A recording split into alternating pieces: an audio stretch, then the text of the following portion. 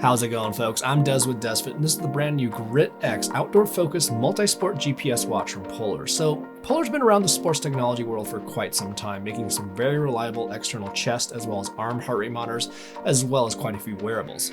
In the last couple of years, they've come out with the Vantage series line of multi-sport watches with the Vantage V as well as the Vantage M, and they've also come out with the more budget-friendly and fitness-focused Polar Ignite. But today, Polar's announcing the Grit X, which is aimed clearly at the outdoor adventure market with some rugged looks as well as some brand new features that haven't been seen on Polar devices until today. So in today's video, we're going to take a really up-close look at the Grit X, we're going to compare it with the Vantage V as well as the Vantage M, and we're going to talk about all the new features like hill splitter, fuel-wise, new battery modes to extend battery life, and a bit more. Now, I've actually been testing the Grit X for the last couple weeks now, but this isn't the full-blown review video. This is just going over all the new features. My in-depth review of the Grit X will come out in about a week or so make sure to subscribe to get a notification when that video comes out. Oh, and one last thing is that these are all just loaner units from Polar, and this isn't a sponsored video or anything like that. So with that out of the way, let's talk about the Grit X. So the first thing I want to talk about is going to be the price. So the Grit X is going to start at $429, which is actually $70 cheaper than the Vantage V as of today. And what's interesting about this is that the Grit X contains nearly all the features of the Vantage V, plus has a few more that the Vantage V doesn't have. And if you're unfamiliar with the features and performance of the Vantage V and the Vantage M, I have a long-term in-depth review of both of those watches that I'll leave in the description below. So is the Grit X a Vantage V replacement? No, not really. It's more of a ruggedized Vantage V with a couple features taken out and a few added in. So on the outside, Polar went with a rugged-looking design that's going to be focused on durability, being claimed to be built with military-grade durability, and they also increased the waterproof rating up to 100 meters from the 50 meters on the Vantage V. And although the Grit X is aimed at durability, it actually shares nearly the exact same weight as the Vantage V. The display is also going to be the same full-color touchscreen display that's going to be protected by Gorilla Glass. The stainless steel bezel is going to be a bit thicker than what you'll see on the Vantage V, and then the bezel is going to be attached to these nice durable metal lugs on the side. And then the Grit X is also going to use industry standard bands rather than the proprietary ones that are found on the Vantage V. While we're talking about watch bands, Polar is going to be offering 3 different watch bands to choose from. So there's going to be a silicone version, which I have right here. There's going to be a textile version, which I actually don't have in front of me. And then there's going to be a paracord version, which I have over here. The silicone band, it's going to be nice and stretchy. It's actually going to be very similar to the one that's found on the Vantage V, which I was actually a huge fan of. The paracord version, it's nice and attractive. It's going to be made out of paracord, but it's not going to be stretchy like the silicone version.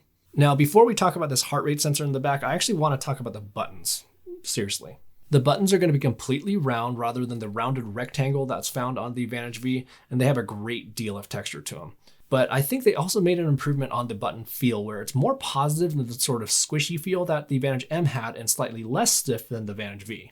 And then on the back of the device, the heart rate sensor is actually going to be the exact same hardware as the Vantages with those whopping 9 LEDs along with skin contact sensors, which are supposed to help with heart rate accuracy. Now, although it's the same heart rate sensor hardware, what you'll notice is that the LEDs are firing in a different pattern on the Grit X. So there's a different algorithm going on here, which is supposed to improve accuracy. So that's everything new on the outside of the Grit X, and I think they nailed it in terms of design.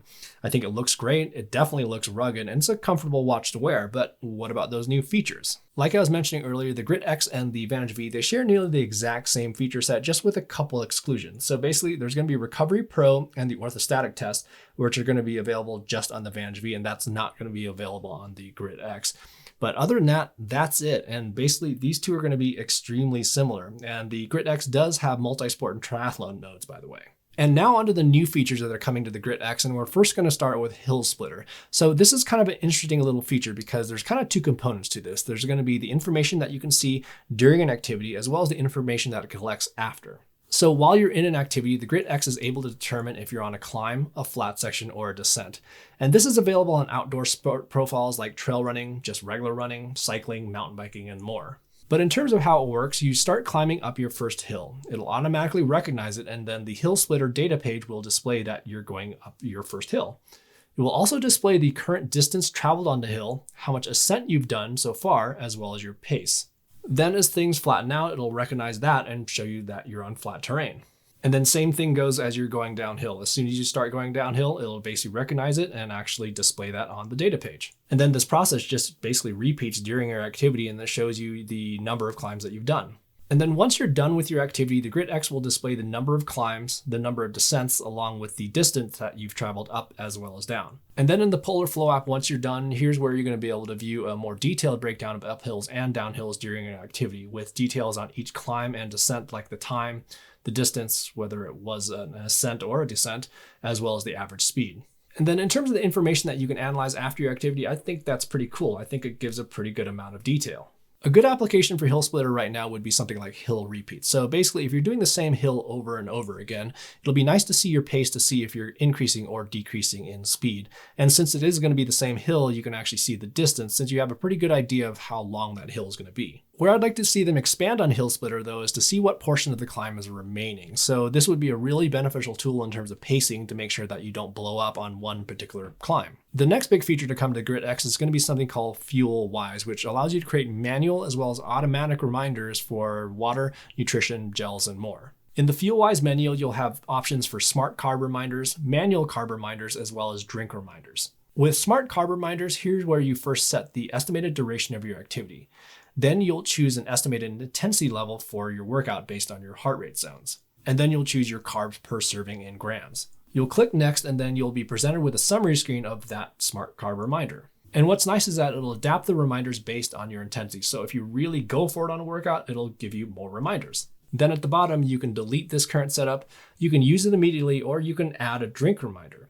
Let's do that. And these are going to be manual reminders based on duration. Again, we'll see a summary screen of what you've just set up, and then you can remove it or use it immediately. And when you do choose that, you'll see this little gray icon on the left-hand side when choosing activity, indicating that you're using a smart reminder. And you can choose whatever activity profile you wish from that point.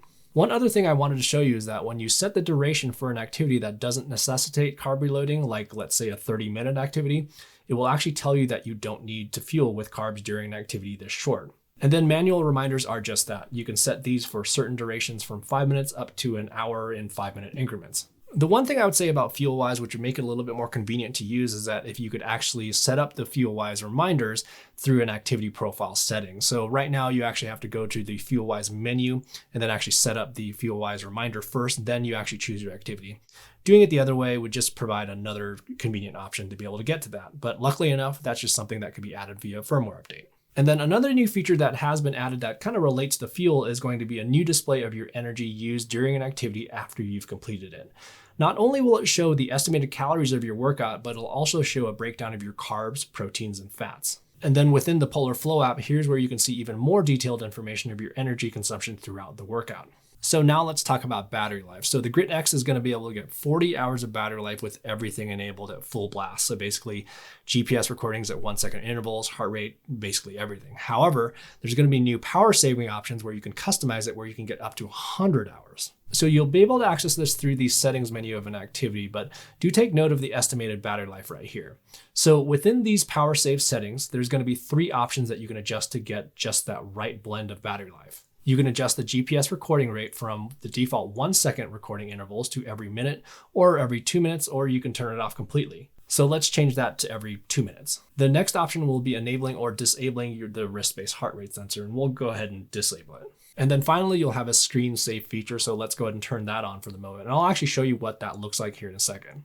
But after you've changed around these settings, you can see that the estimated battery life changed. So you can get a good estimation of battery life before leaving for your activity. If you use the screensaver option, it'll dim the display and show just the current time of day during an activity. And then raising your wrist with a gesture will enable the backlight on the display for 5 seconds. Then you can press any of the keys to actually wake up the display so you can actually see the data page. And then you can press the key again within that 5-second period to use that particular function, like the lap key. So that's nice that you can just press any key to wake up the screen without, let's say, having to worry about accidentally pausing your workout. So those power saving features are really nice to see and allow people to tweak the GPS, heart rate, as well as the screen to get just the battery life that you need. And then yet another new feature is that there's also going to be a new watch face with a new weather widget. So on the watch face itself, it shows the current temperature along with the next couple hours ahead.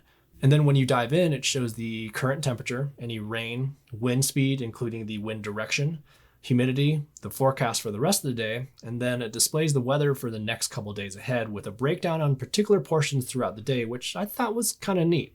And lastly, there's going to be route guidance with Komoot. So Komoot allows you to create routes using their route planner for sport-specific routes. To enable this, you'll link your commute account with your Polar Flow account. And then after connecting your accounts, your commute routes will automatically be available within Polar Flow. To use these routes, you'll simply go into the routes option when you go to start an activity. You'll choose the route and away you go. During the activity, it'll show you breadcrumb trail lines of your route, and then when you approach an upcoming turn, it'll display a turn indicator to show you which direction to go.